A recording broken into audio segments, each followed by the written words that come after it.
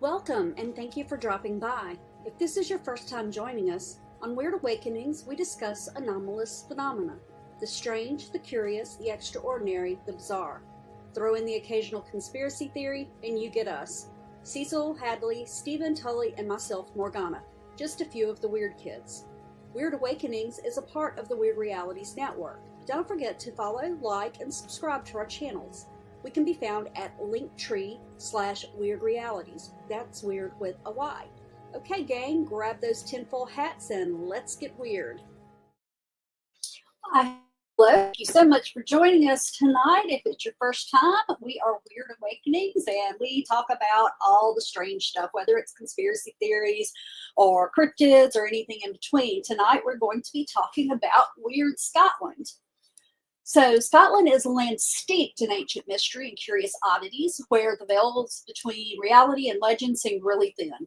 Deep beneath the dark waters of Loch Ness, the elusive figure of Nessie, the Loch Ness monster, is said to dwell, a creature who was first recorded back in 565 AD. The misty Highlands hold their own secrets, with whispers of ghostly figures drifting through the ruins of Eileen Donan Castle and the haunted halls of Glamis Castle, where legends tell of a hidden monstrous air kept from the world in a secret room. The standing stones of Callanish on the Isle of Lewis are older than the pyramids, and they remain shrouded in mystery. Their purpose has been lost to time, though some believe that they were used for ancient rituals linked to the moon and stars.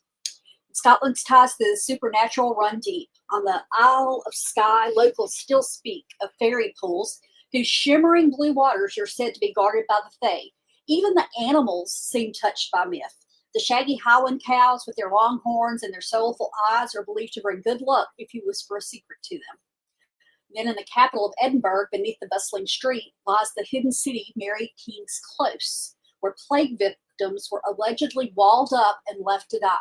Visitors still report the sounds of footsteps and the faint cries of a child named Annie, whose spirit is said to linger, clutching a single toy left behind by a compassionate tourist.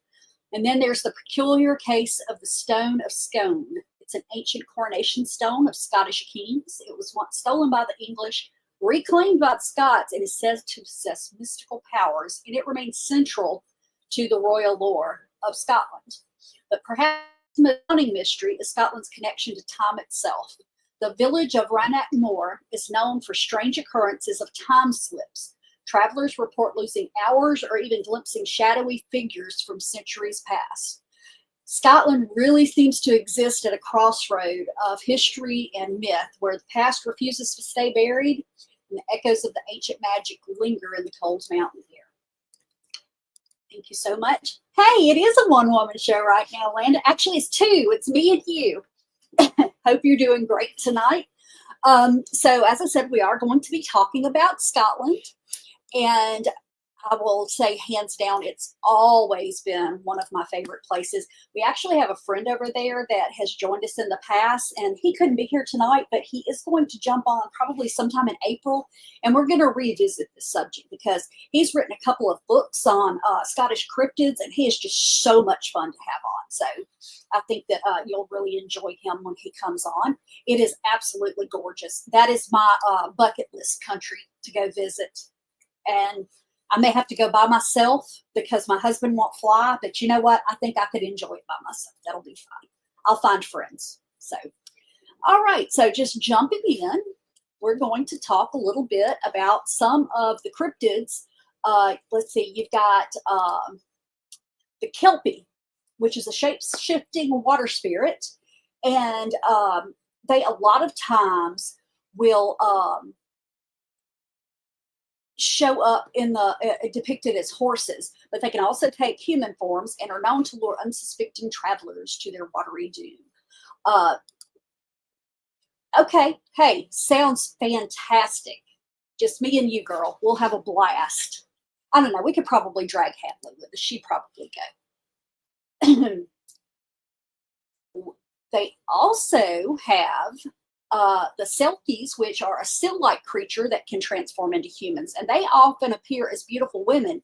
The legend says that a fisherman who steals the Selkie sealskin can force her to stay on land as his wife. As long as he keeps it hidden from her, then, you know, she can't escape back to the sea. And then there is the Nuckelavee, which is a terrifying demon from Orcadian mythology. And it's described as part man, part horse with no skin, and his breath can wilt crops and kill livestock. The one thing that I did remember reading about the Nuckelavee is they cannot withstand fresh water. So legend has it that there was a gentleman who was on his way to visit his family, and he saw this thing coming at him, you know, that's, like I said, you know, it's got this horrible, you know, bony, skinless man on the top and then a horse on the bottom. And he's got the sea on one side of him, which does not bother it. And then on the other side, there's a lake, and he eventually turns and goes running towards the lake. And just as the creature is about to get him, he jumps in the water and he swims to the other side because the lake, the Nuckelavee cannot follow him over. So, you know, that one was one that I just found recently when we were doing research for this one. Let's see, they have the blue men of the Minch, which are blue human-sized creatures that are said to create storms, and they also interact with humans. And then another one that I had not heard of until I started researching this again was the mysterious entity called the Big Gray Man. And it's supposed to be a giant figure with broad shoulders, long arms, not supposed to be malevolent at all. So, and I'll get deeper into some of this, you know, as we go on. Let's see, and of course, you know, we can't go anywhere without having some strange laws in the mix. So one of Scotland's strange laws is it is illegal to be drunk while in charge of cows or a steam engine. I don't know what the correlation between the two is, but there you have it. So, all right. Let's see. We're going to delve a little bit deeper into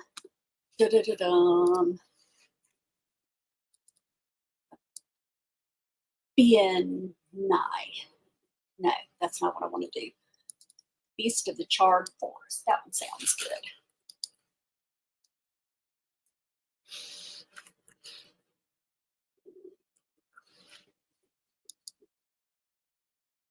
All right, so tradition holds that the dense impenetrable forests of Scotland were once covered most of the Highlands and the Outer Hebrides, but fell to the Norsemen. The Scandinavians burned down the forests and dominated trade in timber and to prevent potential ambushes from forested areas. In Sutherland, the discussed destruction of the forest is attributed to a dragon, the beast of the charred forests. This terrifying, powerful monster was born from a fire that burned for 7 years and lived in fire. It once stalked over northern Scotland, breathing fire and incinerating trees. There was no escaping its wrath, and people would abandon their villages to the dragon whenever they heard it was near. Only a man who saw it before it saw him could slay it. But the beast itself met its match in St. Gilbert. When it came upon St. Gilbert's church in Dornoch, it roared, "Pity on you, Dornoch."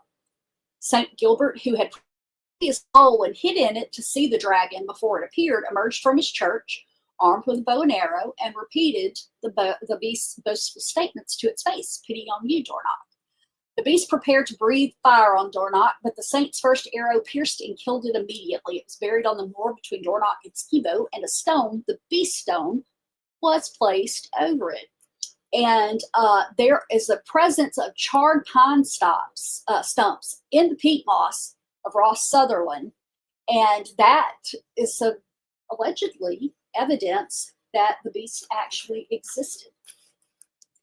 So that's really interesting. Yeah, I always like when you get something that you can kind of add to the mythology with.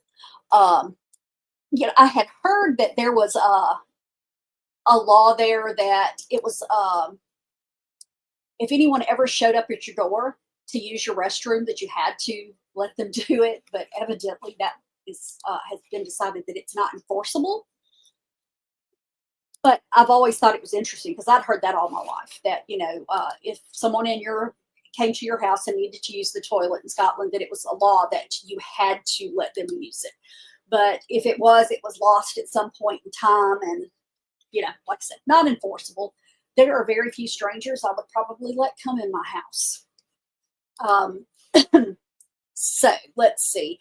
They also have a beast called the Wolver, and it's kind of a wolf-like humanoid creature, and it exists on the Shetland Islands of Scotland. There's been some dispute about, where the origin of the story is, but it's said by Shetland folklorists to be benevolent, although later accounts do state that they can become violent. They were generally friendly to locals, however, and were known to share the fish they caught with them. They were usually described as looking like furry people with the head of a wolf. Some accounts claim that they were never human to begin with. And then another mythologist from Scotland says that it was a creature like a man with a wolf's head, but he had short brown hair all over. His home was a cave dug out of the side of a steep knoll halfway up a hill. He didn't molest folk, and folk didn't molest him. He was fond of catching and eating fish and had a small rock in the deep water, which was known to this day as Wolver Stane. There he would sit fishing for hour after hour. He was reported to have had frequently left fish for the people of the village. So, let's see here. The Flua. And they have always been a very interesting group in the times that I have researched Scotland. So, in Scottish and, hi Kyle. Yeah. Now, I believe that restaurants and stuff like that, Kyle, should definitely, come on, you're a service organization, so you should definitely be required. So in Scottish and Irish folklore, the Slua, or the host of the dead, are the restless spirits of the unforgiven dead, often depicted as a malevolent fairy host that roams the skies at night, sometimes taking the form of a flight of gray birds. Again, they're believed to be the souls of the dead who haven't found peace. Some people, the unforgiven, are the restless.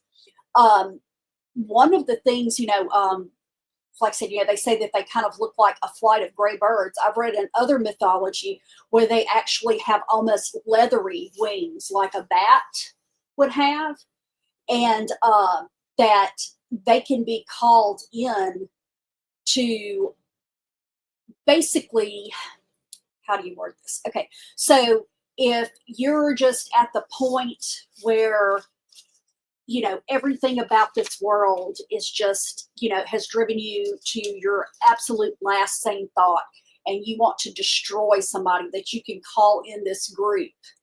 And that if you are truly that bent on vengeance, that they will come in and work with you. But they supposedly roam the skies at night. They seek humans to capture or torment. They're believed to be responsible for the deaths of livestock and cause destruction.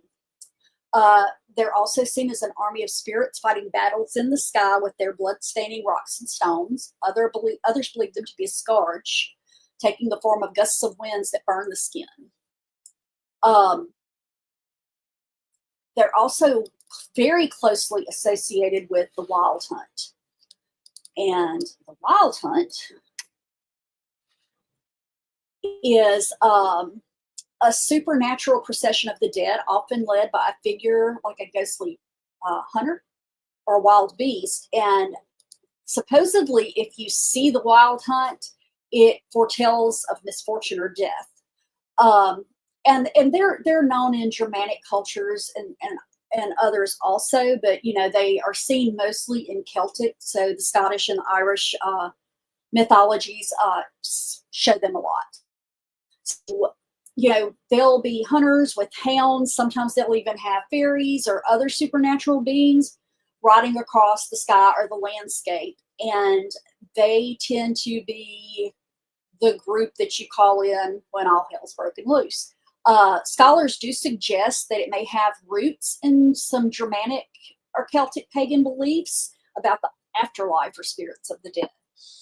But again, it's broadly across Europe, but like I said, it does have a very strong place in Scottish folklore, and the beliefs and stories have been passed down for generations.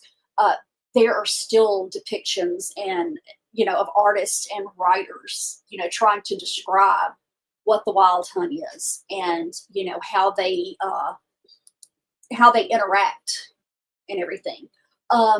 They sometimes will be compared to like the Valkyries of Norse mythology, but like I said, that supposedly if you see them, that something such as war, catastrophe, plague, or at best the death of the person who witnessed it. I remember one of the first times I was reading about them, it was the story of you could hear the horns of the wild hunt, and that's how you knew to turn your face away so that you wouldn't see them, because as long as you did not see them, then they couldn't harm you. I mean, they could still scare the hell out of you, but they couldn't harm you. Hey, Shelby. So, like I said, that's another one. And like I said, that's probably one of the first groups that I really heard about, because I started researching Scotland when I was a kid. Just because it was something that I came across in like grade school with those Fodor's travel itinerary books. And I just thought it was fascinating, just the pictures and everything that they showed at it. The Red Caps is also a really interesting fairy group that is prevalent in Scottish folklore. And they're supposed to be goblins. And the reason that they're called red caps is supposedly they are so bloodthirsty and so vicious that they soak their hats in the bloods of their victims, and when they put them on, of course, red caps. But there is some folklore that says that they actually, the more violent they get, the more deeply they get into the war, the skirmish, or whatever that they're doing, is that their heads will actually start bleeding, and that is what causes their hats to be covered in blood. Like I said, supposedly, they're supposed to be really fast, difficult to outrun, a part of the unseelie court, and they are said to be former halflings that were cursed with a bloodthirsty rage. They kind of remind me a little bit when people start talking about brownies and some of the more malevolent historical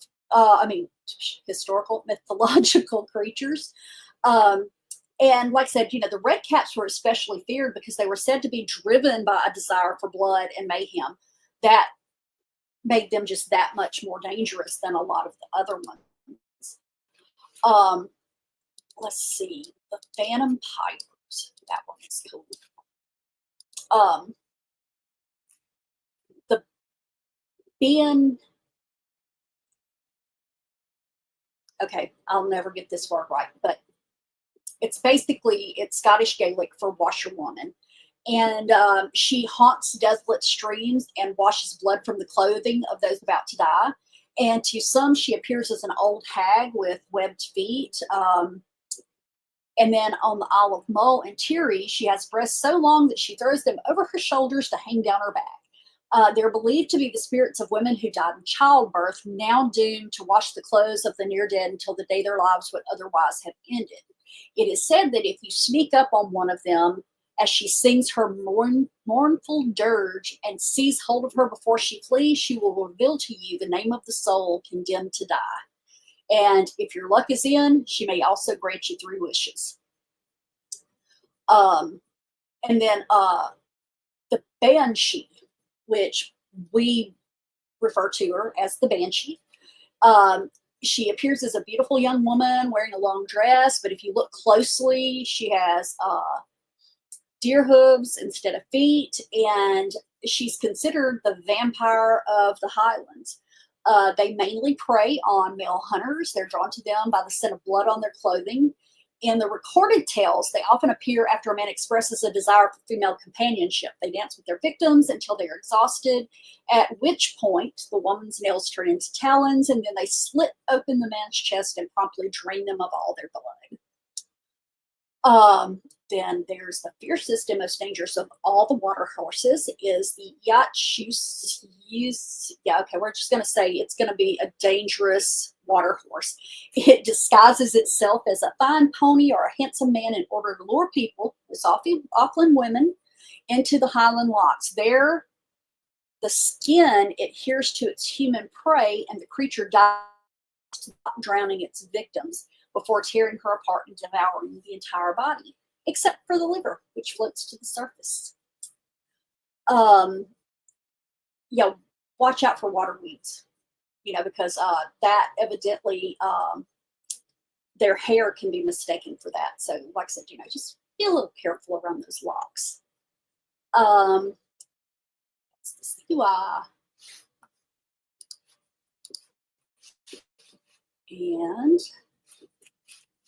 let's see.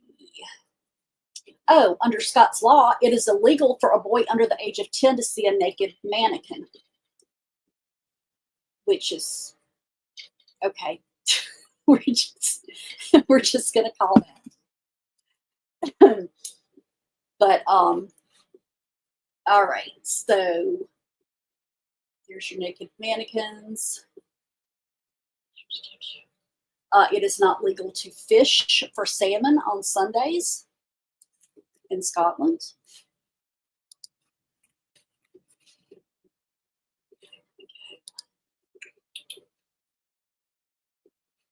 One sec. All right, so we always try to cover some of the haunted stuff in whatever state or country and everything. And Scotland has been around for a long time, so there are tons of them there.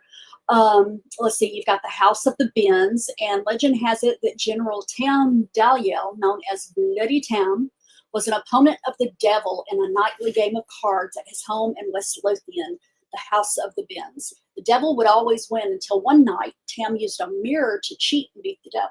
However, the devil discovered Tam's deception and threw the heavy marble table they played upon through a window where it sunk to the bottom of the pond. Nobody believed Tam, but 200 years later, the pond dried, and there at the very bottom was a heavy marble table. So maybe there was something to that. So at the Real Mary King's Close attraction, it's a cluster of underground passages beneath the streets of Edinburgh.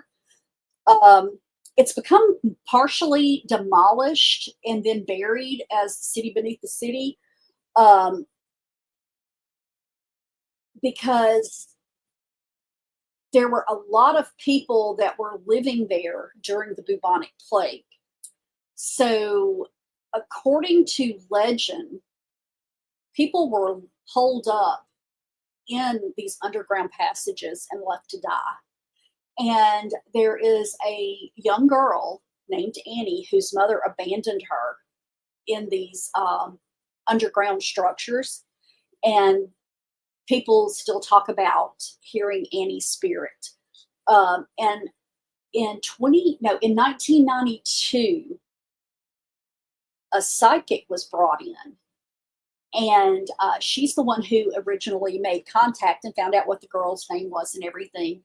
And she also gifted the little girl with a small doll. And people talk about the doll being missing and then them seeing the little girl carrying a doll, supposedly that looks like the one that the psychic gave her. Castle Stewart is believed to be one of the most haunted castles in Scotland. When the Earl of Moray inherited the castle, he decided to rent it out, but soon discovered people were too afraid to stay. There were rumors of headless ghosts wandering the corridors, terrible screams from an unknown source, and footsteps running up and down the stairs at night. The Earl offered a reward to any brave soul who dared spend an entire night in the castle.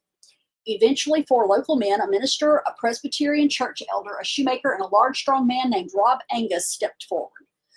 The minister had a terrifying nightmare of a large man covered in blood slowly entering the room and sitting down in a chair beside him. Upon awakening, he found that he was still alone, but his mind was never the same. The church elder witnessed an enormous blood-soaked man burst through the room and attack him with a dagger. He was found by servants in the morning fainted on the floor, as was the shoemaker, who had heard the door open and saw a menacing dark creature with cloven hooves advancing towards him. Rob Angus arrived on the fourth night and drank whiskey with one of the servants he was friends with. "See you in the morning, Rob," said the servant. "You'll find me as I am or dead." That was the last time Rob was ever seen alive. So, not real sure what happened there, but yeah. So, the A75 Kenmount Strait it's a highway that stretches between Carruthers-town and Annan, and it's believed to be the most haunted highway in Scotland. In 1962, two brothers, Derek and Norman Ferguson, witnessed a mysterious out-of-control van swerving across the road, followed by strange screams and wild animals leaping at their windshields. Many drivers who have chosen to sleep over in the laybys along its route have ended up with tales of nights disturbed by all manner of phantoms and creatures. Other drivers have testified that a figure runs into their path, giving them no time to swerve. They have hit the figure, heard the bang, felt the bump, but when they stopped and got out to check, the body was gone. Unsurprisingly, the road has a terrible record for car accidents. I'll be honest with you. Yeah, Land, I want to see what the mannequins look like too, because the ones here, I don't think would be a big issue. But, you know, I don't know. A spooky highway at night, do you stop?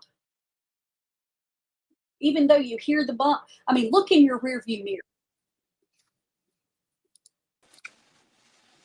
Sorry. No, you're fine. I'm sorry. You're fine. How are you tonight? I'm okay. You sure? Yeah, I think so. Yeah. Okay. All right. It's just I don't know. I'm sure you're deep into Scotland, so yeah. My dad was over, so it was he's. I gotcha. He's doing things, you know. So it's all good, you know. Me and Kyle and Landa and Shelby have just been. I've been talking about Scotland. So now it's not that, but you've probably talked about one of the very few things I know about Scotland, Loch Ness. Huh?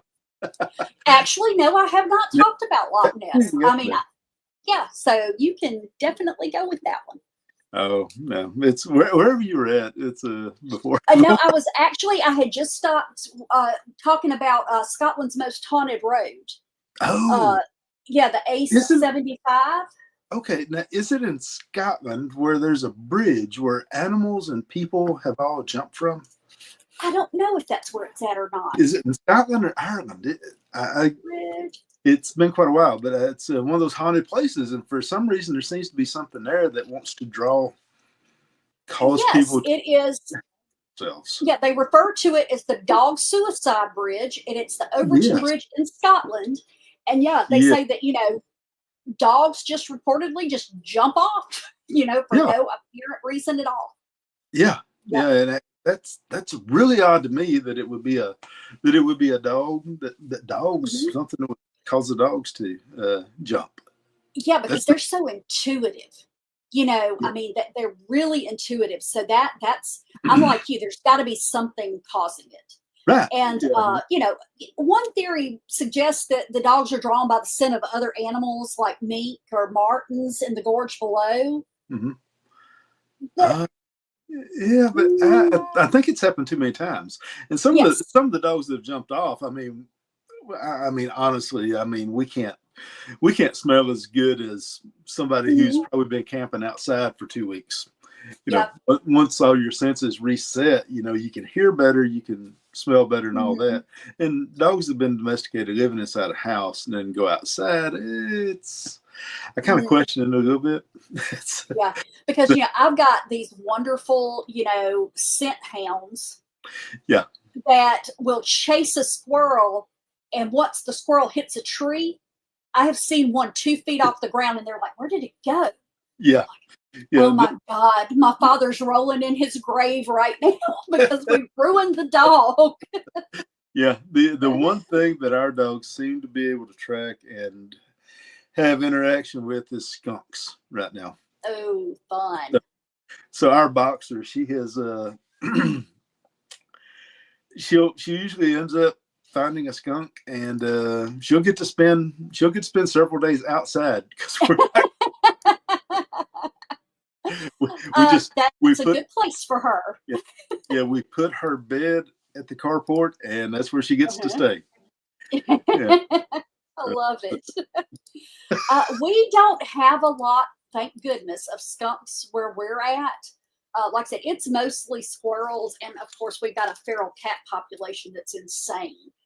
We'll start getting them kind of, tamped back down, and somebody will move into the neighborhood with an unfixed one, and you're like, and I want to choke owners.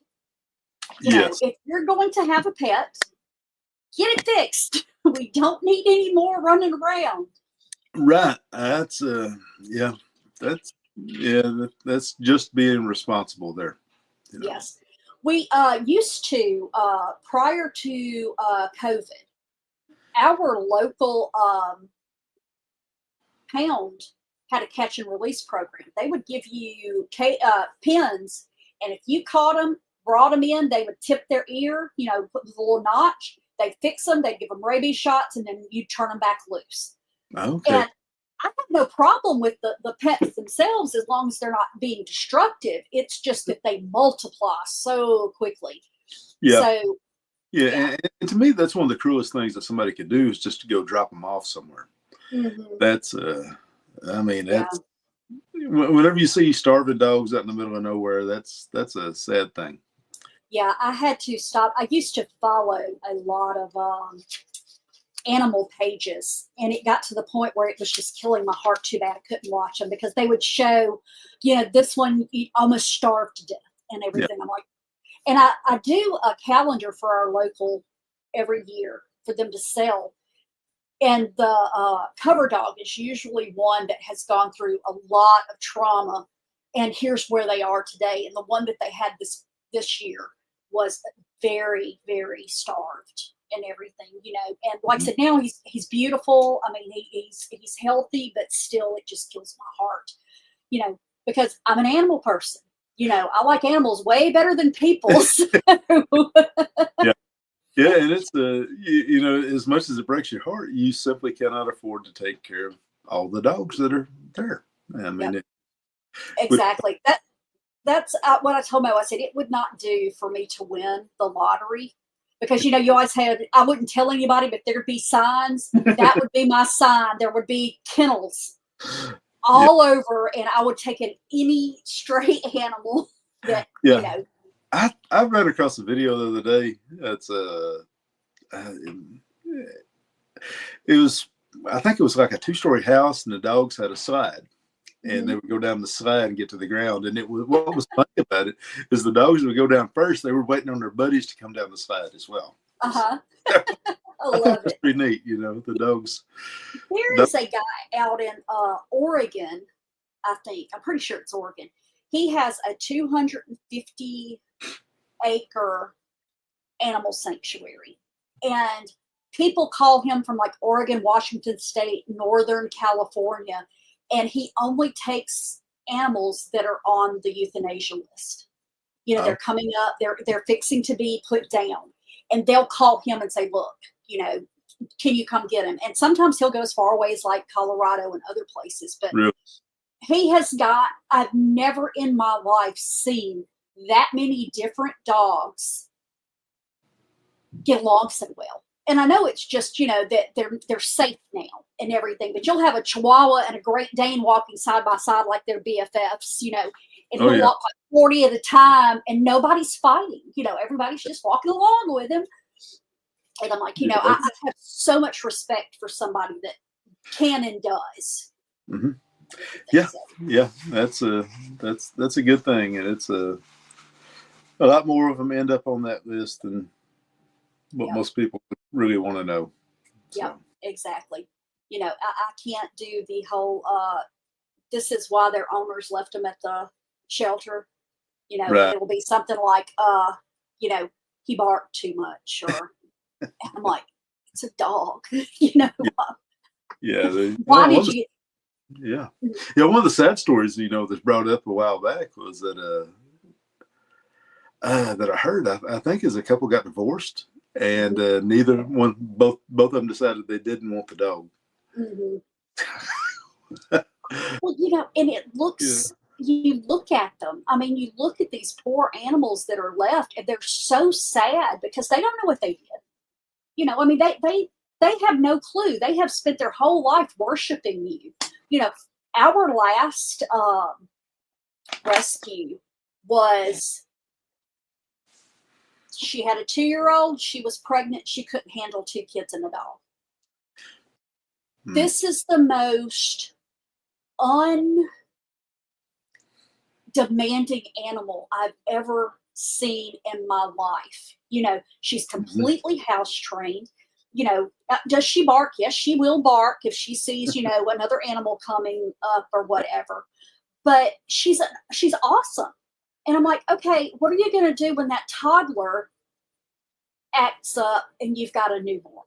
I mean, are you going to call somebody to come get her? I mean, you know, I'm sorry. It just,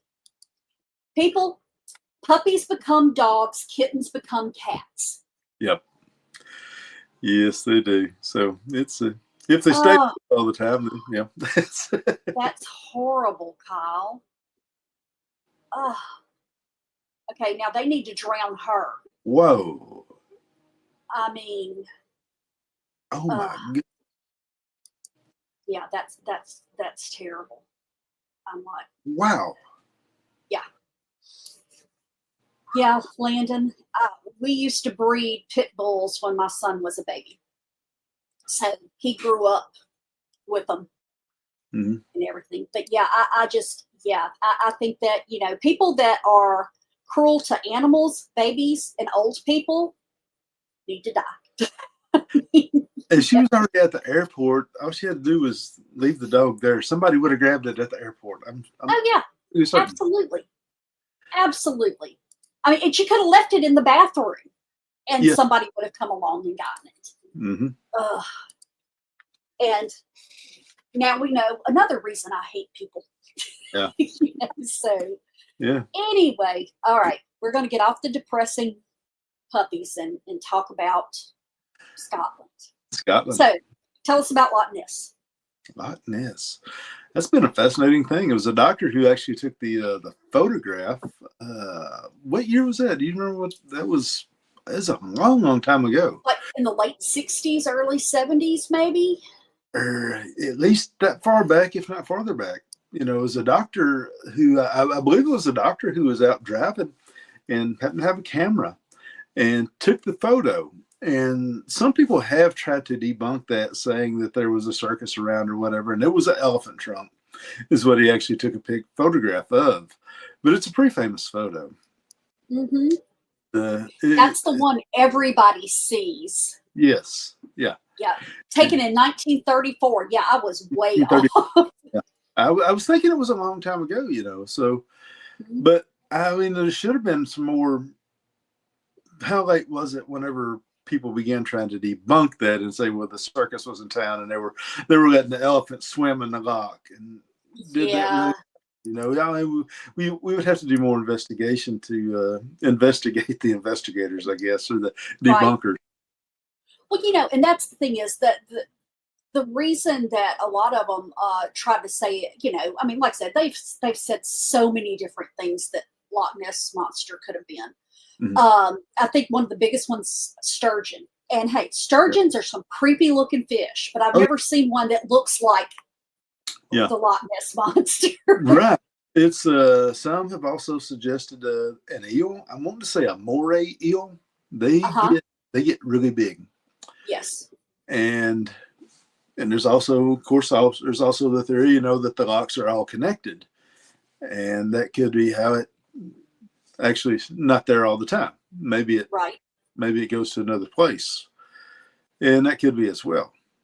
Well, in 1984, Yeah. Somebody found the uncropped picture that the surgeon took in 1934. And like I said, yeah, you cannot see it as well because, of course, it was 1934. Photography was not 50 years old at that point. No, it's pretty recent. Right. But you can even see in the uncropped one, and I'm not going to share this because it's this big. You know, Right. it's tiny. It's a postage stamp. Right. But you can still see that shape is the same as what the blown up one is. So I'm going to see if I can't find, I don't know if you were still on when we were talking after the show last weekend, and Tully said Martin, the guy from Scotland that did the cryptid book we had on a couple years ago, he's going to hop on with us probably in April, and we're going to revisit Scotland. Did I lose you? Stephen.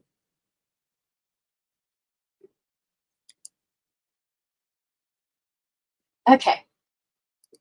We lost.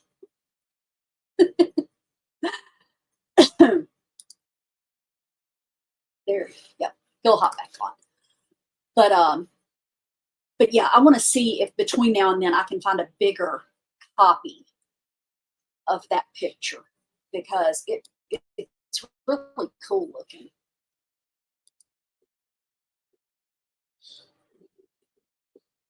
Yes, he was smiling, Landa. I don't know why Shelby says you've been having some internet trouble. Yeah, we have. We got a new modem that came in today. The past few nights, last night my wife, she likes to have television on whenever we go to bed, and so last night I figured out how to use my hotspot on my phone so you could watch TV. I got you. or fall asleep listening to TV. Right. Yep. Well, that's at work we have we have Wi-Fi, but we have it set up that so that you cannot remote in from inside the building. So if I'm setting someone up, I have to use my hotspot on my phone to get off our network to test it. Because like I said, yeah, it's just a security measure to keep, people from getting that information while they're in the building and everything, not that it's happened, but it could happen. Yeah, it's weird. This thing, I don't know what's going on with it. This is about 3 times that this thing during the show it shuts itself off. Huh? That's your tablet, right? Yeah. So I don't know if I'm gonna have to try to figure out how to start using my wife's computer or what. Are you trying to say your tablet just doesn't like us? I'm not sure. I'm beginning to wonder. I didn't think. I've stated openly before. I'm more of I'm not really an Apple person. See, I'm only an Apple person, so I mean, that's all my computers are Macs. In my tablet. I do have a Kindle, but that's strictly for you. I use it strictly for reading. So, all right. In 1010, the Battle of Barry and Angus was an epic clash in which the Scots emerged victorious against the invading Danish army. Well, during the battle, the ancestor of the Keith family was believed to have killed the fearsome Viking leader Camus. However, another warrior claimed that it was actually he who had slain the great Camus, and in order to resolve the dispute, King Malcolm II ordered the two men to fight to the death. Keith emerged victorious from the battle, and as he lay dying, his opponent admitted that he had lied. So King Malcolm stood over the body of the defeated warrior, reached down and dipped 3 fingers into the pooling blood. He then wiped his fingers across Keith's shield and declared Veritas Vincit, which translates to truth overcomes. And that is now the Keith family motto. Wow. Cool. That's interesting. Cool. It is. Yeah. Yeah, that's in Scotland. There's a lot of that there. The the Scots, they were the Pictish people. They lived in Scotland. They lived in the eastern part of Scotland, and Pictish people or the painted people. Right. Would have been more accurate, is the Mm-hmm. way that we would have described it today, you know. And then when the Scots came in, the Gaelic people came in, you know, they had a lot of skirmishes. They didn't necessarily get along. Mm-hmm. So, but Yep. I don't think that's that uncommon for the Scots. My Yeah. wife, it's funny on my wife. Hers is about 51% Scot. Uh-huh. Is what her DNA. Yeah. We've got a good bit of it on our side too. It's funny because my husband is 99.94% Northern European, and most of that is Scotland, Ireland, and England. But I get tickled because he had been told all his life that he was Welsh. Because, you know, you can order those, find out what your family name means and see what your family crest is. And they just, it's a form that they just pull one out. Here's what your stuff is. And they're not always accurate. They, a lot of times, just do the etymology of what the name means. Right. But when you start actually doing the genealogy, then you start seeing, you know, more things about, you know, the family and everything. And he has no Welsh. I mean, his is Scot Irish and everything. Not that there's anything wrong with the Welsh, you know, but I mean, it's just that's what his family had always been told was, oh yeah, Morgan's Welsh.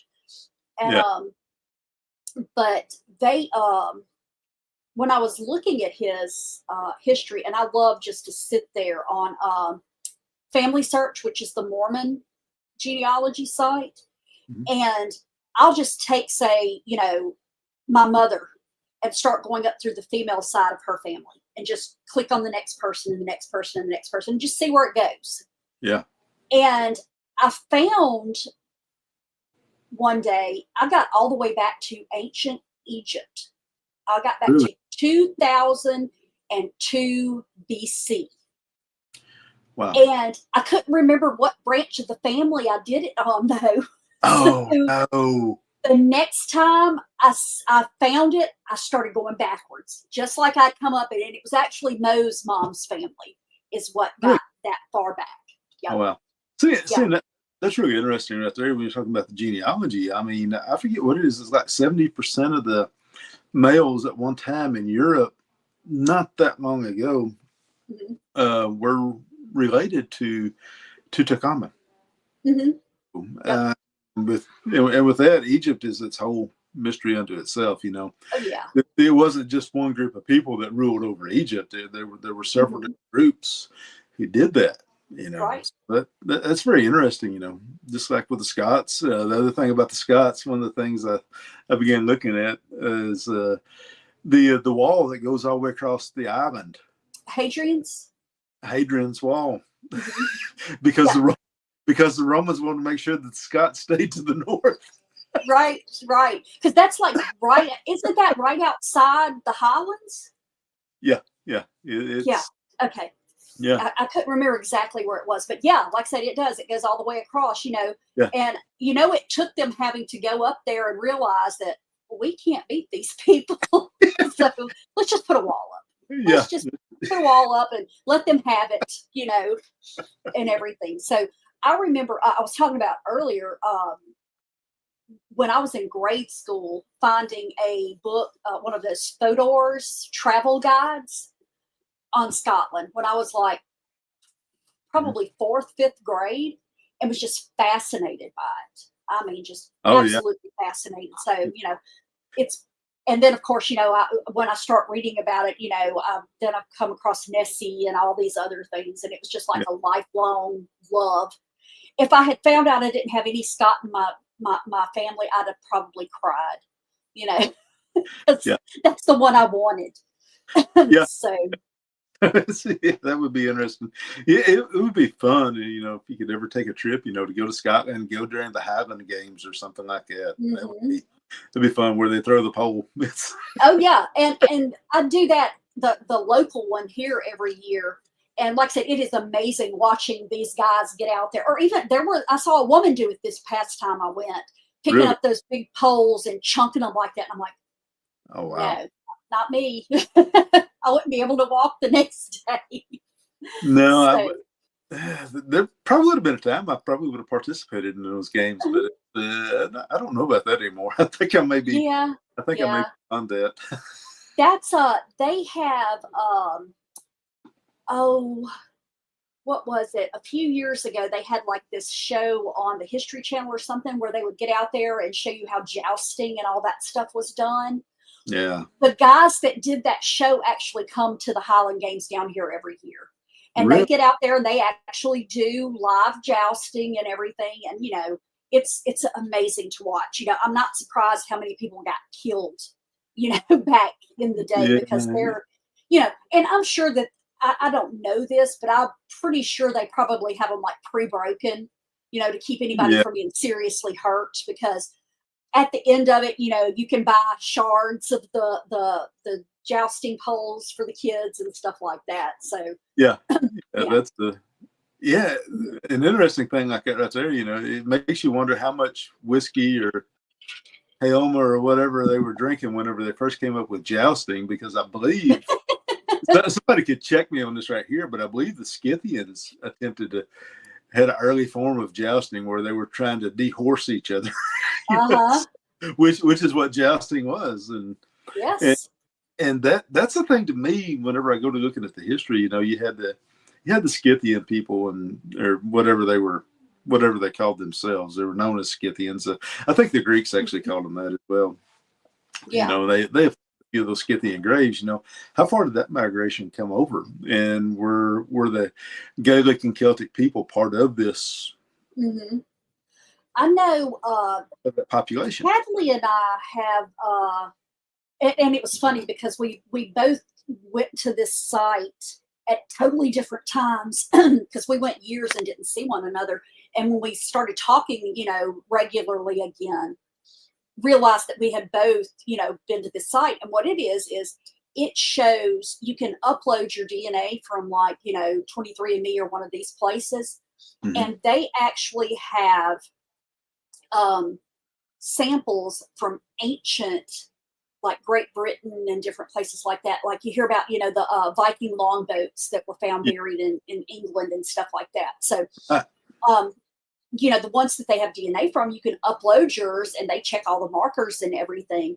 And she and I actually go back to a common one and it'll actually show you, of all the people we've tested, you're closer than say 20 people or 20%. Well, on that particular relative, we're all within the first 5%. And like, what are really? the odds, and everything? Yeah. I've got Scythian in that line, Yeah. and I think that's really cool what they can do, Yeah. with it and Yeah. everything.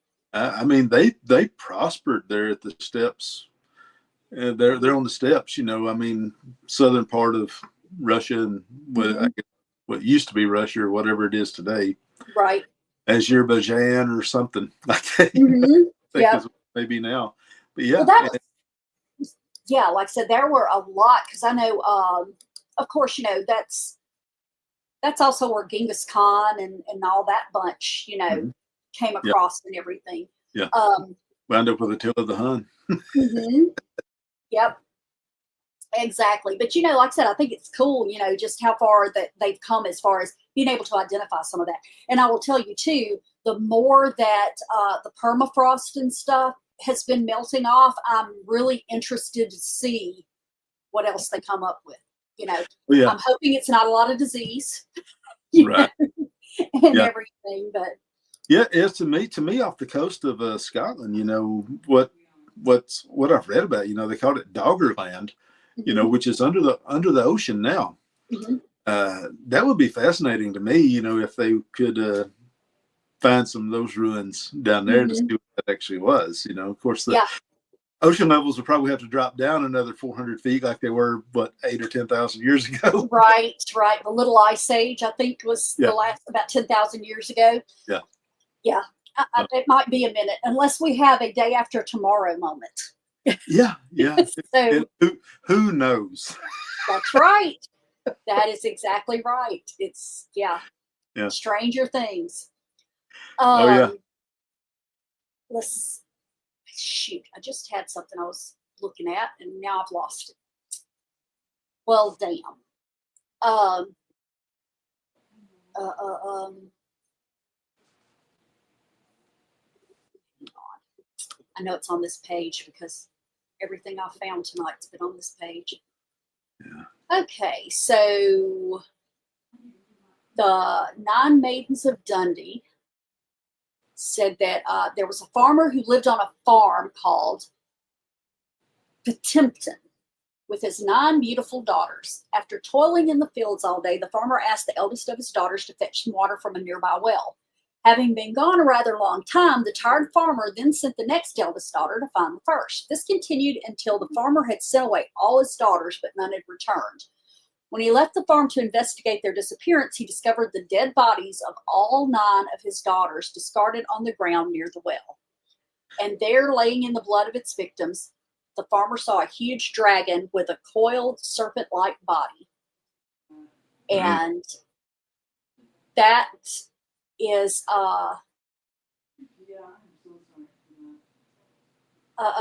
there is a statue in showing this dragon in Dundee where it supposedly happened. Wow. So, you know, and like I said, you know, they Loch Ness is what most people have heard of. You know, when you anytime you mention Scotland, that's generally the first thing people think is Loch Ness or Braveheart. You know, Braveheart. That's yeah. That's yeah. Braveheart. That's a movie. I remember when it first came out. I've watched it many, many times. mm-hmm. You know, and that's Well, my brother, when he first started living with his ex-wife, Mo and I were going to see it the Saturday that it released. Well, they decided to go Friday night. And when they got back, she's like, oh my God, it's the best movie. And rah, this happens and that happens. And I'm like, wait, stop. Why would you tell me that? We're going tomorrow night. But you don't know how he died. And I'm like, well, I didn't know he did die until right this second. But you don't know why. I said, it was over a damn woman. And she goes, how did you know that? I'm like, oh my God, I'm going to kill you. So I'm like, girl, you are not making a good impression right now. Oh God, I was ready to choke her. Yeah. So let's see. The Arthur's Seat coffins in the year 1836. You're an Edinburgh schoolboy innocently hunting rabbits with 2 of your friends on a warm summer evening when you make a macabre discovery. 17 miniature coffins carved by an unknown hand and hidden behind 3-pointed slabs of stone inside a small cave on the northeastern face of Arthur's Seat. Each of these coffins hold a small human effigy with intricately formed bodies and expressively painted faces. Each occupant has been carved from a single piece of solid wood, and that is just the beginning of the mystery. Dude, you're really going to stop right there? Yeah. Wow. Have you ever read the Declaration of Arbroath? No, I have not. Oh, wow. It's a little bit lengthy, but and I'm not really seeing the part that I was wanting to read, but it in the my goodness, yeah, it talks about their history, their long history, you know. Mm-hmm. It was sent by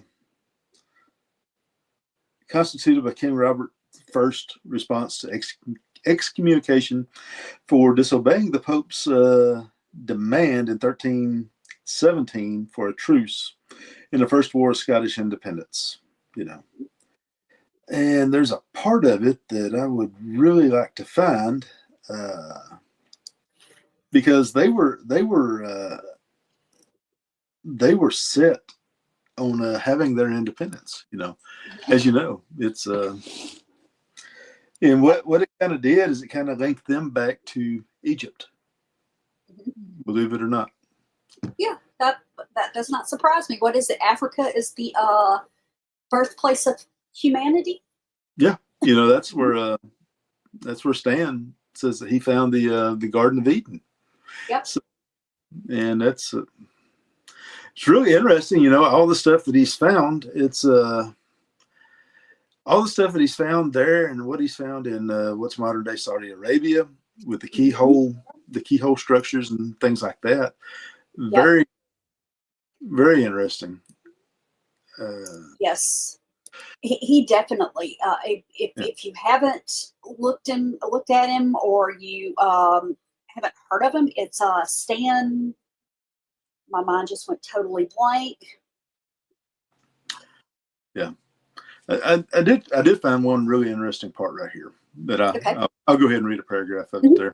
Yeah. So in this part of this right here in the Declaration of Arbroath, it's the text describes the ancient history of Scotland, in particular the Scoti, the Gaelic forebears of the Scots, who the declaration claims to have the origins in Scythia Major prior to the migrating via Spain to Great Britain 1,200 years from the Israelite people's crossing of the Red Sea. The declaration describes how the Scots had thrown out the Britons and completely destroyed the Picts, resisted the invasions of the Norse Danes and the English, and held itself ever since free from all slavery. It then claims that in the Kingdom of Scotland, 113 kings have reigned of their own royal blood without interpretation or interruption by foreigners.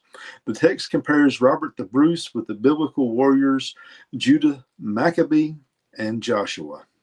So that's what the Scots at that time believed about themselves, and they're closer to the time that they're writing about than we are to the time that Robert the Bruce lived. That's true. That's very, very true. So there you go. Everyone is, as always, you can draw your own conclusion to what I just read. But if you, some interesting reading is the Declaration of Arbroath. It's a Scottish declaration of how they declared their independence from England. So. Well, I know, like I said, that was a huge thing. I remember one of the first things I ever read. Well, okay, going back a little bit, I've always said I'm a firm believer in reincarnation. And part of the reason being just memories that I could not have had any other way. And I remember when my brother and I were small, we had bunk beds. I had the top bunk, he had the bottom bunk. And I woke up screaming one night and fell out of the bed. And I could remember being at a battlefield and watching, this huge battle, and then the battle's over, and then people are going around basically robbing the bodies, which that was exactly what happened during war. I'm sure it still happens during war. Oh yeah, plunder. But yeah, but it was when I was in grade school and found that book on, Fodor's that I recognized, and it was Culloden. I mean, I can picture it in my head to this day, and I had never seen anything prior to that, because I was probably about 4 or 5 when I had that dream. And, and then it was 4 or 5 years later when I found, the travel book on it and everything. So, like I said, it's just, like I said, war is never good, but just being, I think, that young, it was just one of those things that, definitely, I don't want to dream like that as an adult. So definitely wasn't something I wanted to dream as a kid, but, it is what it is. But Stan Deyo is who we were talking about earlier. Yes. And if you get the opportunity, he's got tons of information on his website, standeyo.com. He, like I said, he has found the Garden of Eden. He has found all kinds of, I think Cecil spent a week on Google Earth after he talked to him, just to see all of the stuff, the things he's found out in the desert and everything like that is very interesting. His wife is also a really big prepper. So if you're ever interested in something like that, she's got tons of information on there also. Mm-hmm. Yeah, standeyo.com, and he has links to some of these coordinates where you can go look at it for yourself, some of the stuff that he has found from the satellite imagery, and it's very, very fascinating. Yeah. And we've had him on Wearing the Folk a couple of times, and just like I say, it's just, we don't do a lot of talking because you want to listen to him, you know, because there's just so much that he covers and everything about, you know, like how he came to these conclusions and where he found it. And like I said, he's doing Google Earth, and, you know, he's showing you this stuff, and you're like, wow. So yeah, he's a very interesting man. Just turned 80 years old, like what, last month? I think so. Yeah. Yeah. Yeah. So, like I said, very interesting guy. And he is still sharp as a tack. So yes, he is. Yes, he is. So, like I said, we will have our friend Martin from Scotland, probably sometime in April. He was not able to get on tonight, but we will be revisiting Wyrd, Scotland. He's written a couple of books about Scottish cryptids and Scottish mysteries and stuff. So, like I said, you know, and then just, as a matter of fact, we had him on when we did the lighthouse, the haunted lighthouse over there too. Yeah, he was on. So, very interesting guy. Martin's really fun, you know, and like I said, he knows his place, you know. So I envy him that. But one day, that's what I'm going to win my lottery tickets. I'm going to go to Scotland, and then I'm going to open a dog sanctuary. There you go. Buy some land and buy enough where you can do that, and that would be that'd be cool. Who knows? Maybe people would want to come visit. Yes, absolutely. And don't come just because you want to bring me a dog. I mean, you can bring me a dog, but you know, just come visit. Period. Yeah. So, come visit. Go relax. Go play with the dogs. That's right, guys. So let's see what we've got coming up next week. Is going to be, that is the wrong thing. Hang on. Let me get the right list.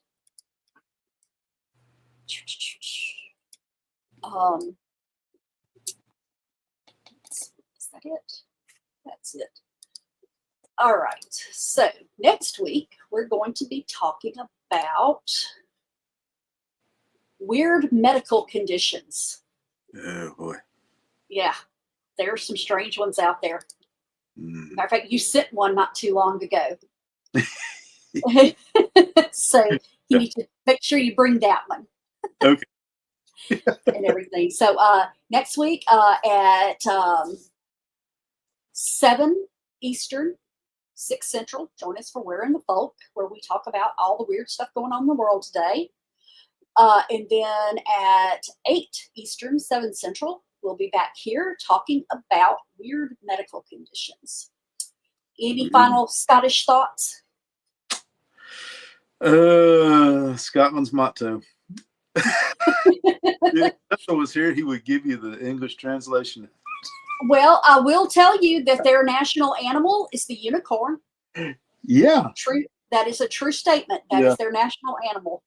So, you're absolutely right. And I have so much respect for them because they will say that with a straight face and never give it a second thought. So, it's all right. Yeah. Nemo me impune. Something Gaelic like that. is not an easy language, Stephen. No. The only thing I ever learned in Gaelic was Yiddish, which is saying hello. No, I know that Banshee, you know, which is what my dog's name was, Banshee. In Gaelic, it is Baensidhe. Yeah. Banshee. So. Yeah. Scotland's motto is basically a rough translation of just mess around and find out. I like it. I like it a lot. All right, guys. We appreciate you joining us. I hope you have a great weekend. And until next time, stay weird.